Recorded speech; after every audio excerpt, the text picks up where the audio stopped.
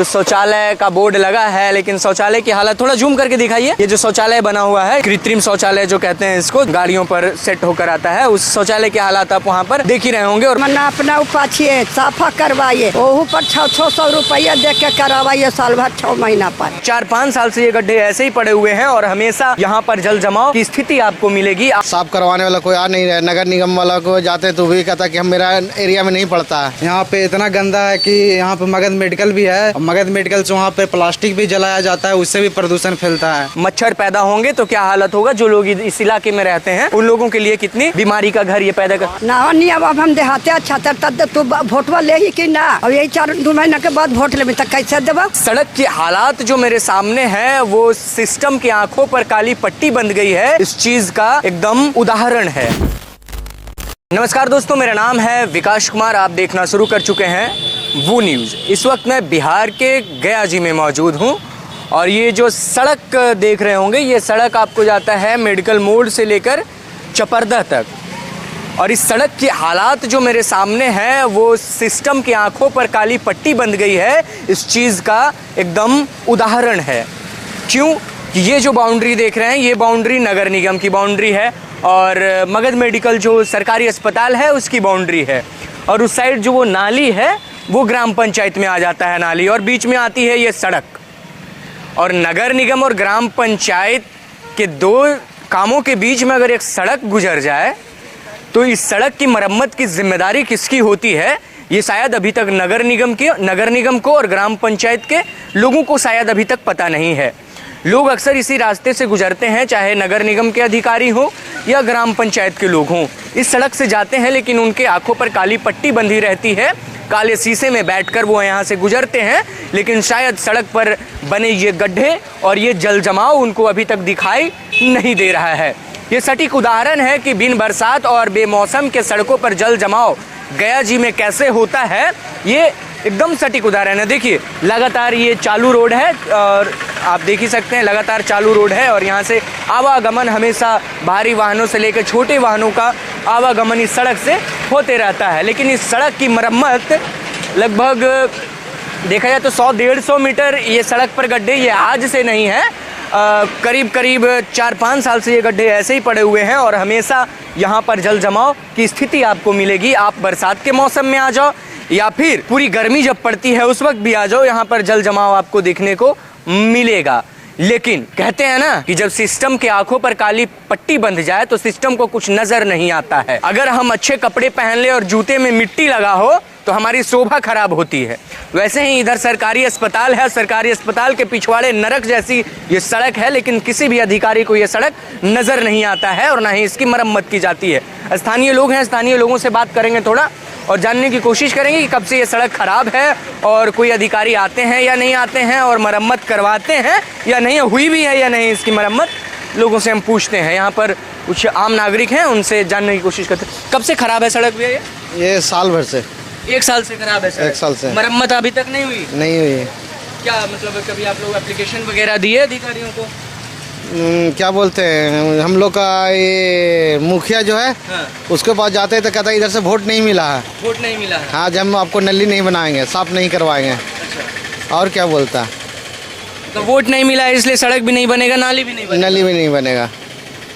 साफ करवाने वाला कोई आ नहीं रहा है। नगर निगम वाला को जाते तो भी कहता कि हम मेरा एरिया में नहीं पड़ता है। मेरे एरिया में नहीं पड़ता? नहीं पड़ता है, ये देहात क्षेत्र में पड़ता है। हम लोग टाउन क्षेत्र में क्या नहीं जाते हैं? नहीं जाते हैं। नहीं आते हैं। लेकिन बाउंड्री लगाने के लिए तो नगर निगम हो जाता है। हाँ, झाड़ू मारने के लिए, बाउंड्री लगाने के लिए नगर निगम हो जाता है। झाड़ू लगाने, कचरे उठाने के लिए नगर निगम पड़ता है, लेकिन सड़क के लिए नगर निगम नहीं पड़ता है। सड़क के लिए नहीं पड़ रहा। यही स्थिति है। हाँ, 100 मीटर की सड़क है। मैं जब भी गुजरता हूँ इस सड़क से देखता हूँ पानी हमेशा यहाँ पर लगा ही रहता है। आप तो यहाँ पर रहते हैं लगातार, क्या स्थिति बनती है जब गाड़ियों का लगातार आवाजाही होता है? तो जाम पड़ता है, प्लस में गंदा स्मेल करता है, नाली वाला रहता है पानी। इसमें आने जाने वाले लोगों को बहुत दिक्कत होता है। और हमारी दुकान भी है यहाँ पे, कस्टमर इसी की वजह से नहीं रुकता है। हमारा भी दुकानदारी में कुछ नुकसान हो रहा है। अगर इसको बन जाए तो हम लोग के लिए भी अच्छा होगा और आने जाने वाले व्यक्ति लोग के लिए भी अच्छा होगा। प्लस में यहाँ पे इतना गंदा है कि यहाँ पे मगध मेडिकल भी है और मगध मेडिकल से वहाँ पे प्लास्टिक भी जलाया जाता है, उससे भी प्रदूषण फैलता है, समझ रहे। बाकी हम यही कहेंगे कि इस नाली को बनाना चाहिए जल्द से जल्द। और जय बिहार जय बिहार। मुखिया जी हो गया या फिर नगर निगम का कोई अधिकारी, जब आप लोग जाते हैं उनके पास तो क्या रिप्लाई आता है वहाँ से? कोई रिप्लाई नहीं आता, आदमी थक गया है करते बोलते बोलते। मैं खुद वीडियो बनाया, मेरा खुद का चैनल है गया सिटी से ब्रो, जो मैं न्यूज़ है इसमें लगभग 3 से 4 वीडियो में डाला हूँ, वीडियो वायरल भी हुआ है। प्लस में कोई काम नहीं दिख रहा और दिन पर दिन नाली पूरा बढ़ते जा रहा है, पानी बढ़ते जा रहा है। पहले वहाँ से दिखाइएगा उधर, पहले वहाँ से पानी निकल रहा था, अब पूरे मतलब धीरे धीरे रोड पूरा मान के चलिए खराब होते जा रहा है, खराब दिन पे दिन मतलब और प्रॉब्लम यहाँ पे बढ़ते जा रहा है। और प्लस में नाली सफाई भी नहीं हो रहा है, कभी की नाली सफाई भी हो जाए तो कुछ राहत मिले, बट नहीं, कुछ ओवरफ्लो होता है तो इसी पर पानी आ जाता है। पूरा नाली गिरता है, सब जहाँ से खुला रहता है ना ढक्कन, उधर से ही पानी फ्लो करता है पूरा। हाँ देखिए, आप देख ही सकते हैं कि स्कूल वैन भी जाते हैं इधर से और लगातार गाड़ियों का आवागमन इधर से जारी रहता है। ज़रा स्थानीय लोग जो गुजर रहे हैं यहाँ से उनसे भी हम पूछने की कोशिश करते हैं। देखिए, लगातार आप देख ही सकते हैं पूरा जल जमाव है और यहाँ से जो पानी निकला उधर चला गया और उधर बीमारी का घर। आप अंदाज़ा लगा ही सकते हैं कि जब मच्छर पैदा होंगे तो क्या हालत होगा। जो लोग इस इलाके में रहते हैं उन लोगों के लिए कितनी बीमारी का घर ये पैदा कर। यहीं रहते हैं, वहाँ जाके जानकारी ले लीजिए ना। कौन है? देखिए, आइए ज़रा इधर जो स्थानीय लोग हैं, दुकान है, उनसे भी बात करते हैं कि क्या स्थिति रहती है। अब देखिए, स्थिति किसी से छुपा हुआ नहीं है, स्थिति आप देख सकते हैं कि सड़क पर कितने गड्ढे हैं और जल जमाव कितना है यहाँ पर। लोकल हैं आप लोग यहाँ के? यहीं के हैं। ये जो सड़क खराब है और नाली का पानी बहता है, कोई मरम्मत नहीं करवाते? नहीं करवा रहे मरम्मत। कोई नहीं आते? नहीं।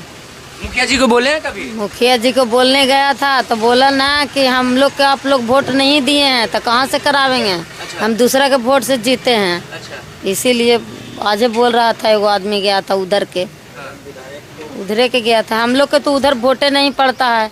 विधायक महोदय? विधायक हैं सुधीर रजक। वो भी नहीं करवाते? नहीं, कुछ नहीं। सब मतलब रोटी सेकने के लिए बैठे हुए हैं, कुर्सी गर्म कर रहे हैं। ये इधर ही रहते हैं? जी जी। क्या ये सड़क की ये हाल है? कभी आप कोई ध्यान ही देने वाला है, कोई ध्यान नहीं देता है यहाँ। कोई ध्यान नहीं देता? कुछ नहीं। कब से हालत है ये सड़क की? ये तो जब से बना है तब से यही हालत है इसका। पानी 2 महीना से। 2 महीना से पानी मतलब हमेशा बहता ही रहता है। ठीक, हम लोग मिलकर साफ करते हैं तो थोड़ा बहुत चला, फिर मतलब वो सही हो गया। नगर निगम वाले आते हैं कभी इधर? नहीं, कोई नहीं आता है। कोई नहीं आते? कोई नहीं आता है। ग्रामीण है ना, वो ग्रामीण है, ये नगर निगम है। नगर निगम है। इसलिए सड़क में ध्यान नहीं कोई दे रहे हैं क्या? यस। नहीं ध्यान दे रहे। देखिए, मैं आपको एक बोर्ड दिखाता हूँ, चकाचक बोर्ड नगर निगम वालों ने लगाया है यहाँ पर। शौचालय का बोर्ड आप देख लीजिए पहले जी। आप देखिए, नगर निगम का बोर्ड लगा हुआ है, शौचालय उधर है और शौचालय की हालात कैसी होगी वहाँ पर भी चलकर मैं आपको दिखाऊंगा कि नगर निगम जो शौचालय का बोर्ड लगा है, लेकिन शौचालय की हालत थोड़ा जूम करके दिखाइए। ये जो शौचालय बना हुआ है, इस जो लगा हुआ है कृत्रिम शौचालय जो कहते हैं इसको, जो गाड़ियों पर सेट होकर आता है, उस शौचालय के हालात आप वहाँ पर देख ही रहे होंगे और बाकी ये हालात आप यहाँ पर देख ही पा रहे हैं। तो ये मिला जुला कर समस्या है यहाँ पर और ये समस्या छोटी समस्या नहीं है, ये समस्या बहुत बड़ी है। और अभी मैं नगर निगम के बोर्ड के नीचे, ठीक नीचे मैं क्यों खड़ा हुआ हूँ, क्योंकि मैं जिस साइड में खड़ा हूँ ये नगर निगम के अंतर्गत आता है और अगर इसके अपोजिट साइड जिधर पहले मैं खड़ा था वो ग्राम पंचायत के अंतर्गत आता है। अब नगर निगम और ग्राम पंचायत दोनों एक दूसरे से पल्ला झाड़ते हैं। जब ग्रामीण जाते हैं उनके पास तो नगर निगम भी पल्ला झाड़ता है कि मेरे हिस्से में नहीं है।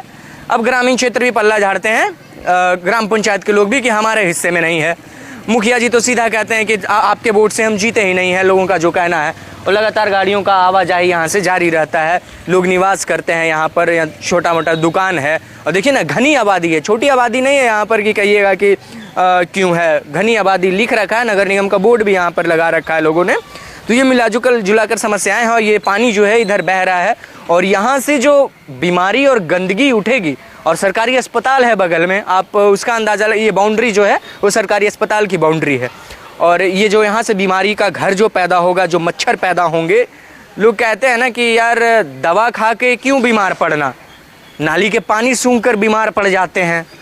कई लोग होते हैं ना, दवा खाते खाते ही बीमार पड़ जाते हैं। दवा लेने से बेहतर है कि यही ले लेके मर जाए इंसान। कोई देखने वाला है नहीं, ना नगर निगम देखेगा ना ग्राम पंचायत देखेगा। देखिए किस तरीके से गाड़ी गुजरते हैं, ज़रा दिखाइए कि किस हालात में और कितने पैचेस हैं यहाँ पर, इस गड्ढे बने हुए हैं। तो सिस्टम जो है पूरी तरीके से अंधी हो चुकी है, क्योंकि सिस्टम को धीरे धीरे ये पता चल चुका है कि जनता हमें वोट देगी ही। अगर वोट नहीं भी देगी तो हम 10,000 रुपया खाते में डालेंगे तो वोट मिल ही जाना है। तो 10,000 रुपया अगर खाते में आने से आप वोट दे रहे हैं तो बाद में नेताजी तो पल्ला झाड़ेंगे कि हम तो पैसे दे दिए थे वोट के आपके। और जिस इलाके से वोट नहीं मिलेगा नेताजी को, उस इलाके में काम नहीं होगा। उसका एक उदाहरण ये इलाका भी है और ये जगह भी है कि इस इलाके से अगर मुखिया जी को वोट नहीं मिला है तो मुखिया जी कोई काम नहीं करेंगे। अगर नगर निगम के अधिकारियों को कोई यहाँ से वोट नहीं दिया है, नगर निगम के नेताओं को कोई वोट नहीं दिया है, तो इस इलाके में काम नहीं होगा। मैं दोनों पर कटाक्ष करूँगा, क्योंकि नगर निगम का बोर्ड भी लगा है और उधर ग्राम पंचायत पड़ता है, तो कटाक्ष दोनों पर होनी चाहिए कि क्यों ना एक ऐसा रास्ता निकाला जाए कि नगर निगम और ग्राम पंचायत दोनों मिलकर इस सड़क की मरम्मत करा दी जाए। कितना पैसा लगेगा? 100 मीटर तो सड़क है और नाली बनाने में क्या खर्च आएगा आपको? नाली भी बना देते आप। क्या समस्याएं आ रही है आपको? इस समस्या का निदान होना चाहिए या फिर नहीं होना चाहिए? आम नागरिक तो परेशान है। यहाँ के आम नागरिक से जो मैंने पूछा कि मुखिया जी को कहते तो सीधा कहते हैं वोट आपने नहीं दिया।